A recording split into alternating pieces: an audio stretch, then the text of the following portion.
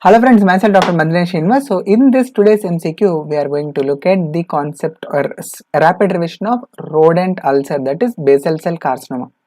So elderly lady coming with a growth which is now becoming ulcerated, we should always rule out basal cell carcinoma. So almost all students marked it right, very good.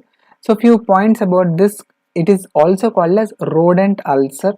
Why? Because of its very peculiar nature of extreme invasiveness in the tissue which it involves, and the most common site which is affected is the line joining above the imaginary line between angle of mouth and the lobule of the ear.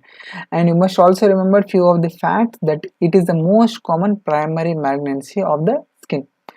And what will be the treatment for this condition? It is MMS, but not the MMS which you are thinking. It is Mohs micrographic surgery. And in the treatment, we can use Vismodegib and Sonidegib. One question for all of you: